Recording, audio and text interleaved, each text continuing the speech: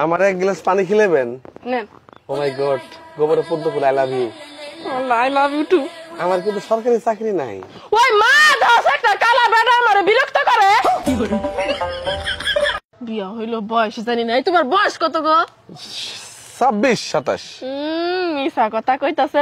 তোমার দেখতে না আমার বাবার বয়স মনে হয়। না, আমি তোমার বাপের থেকে না হলেও মনে করো যে 30-40 বছর বড় হবো।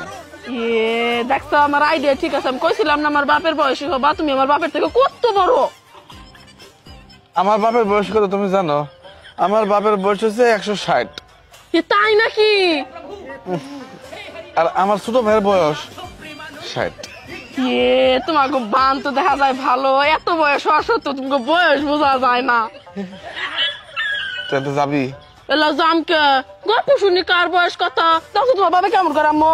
তোর সাফা পাতলে এমন এক ঘুষি মারবো না, মুখ এই হয়ে যাবো সারা জীবনের জন্য। তোমরা মারামারি করতে পারো।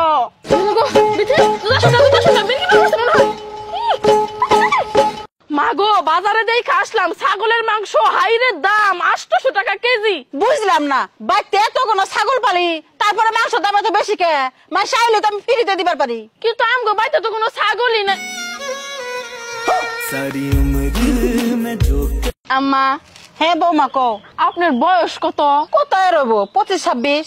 মানে আপনি আমার থেকে 3 বছরের ছোট। ওই রকমই হইব।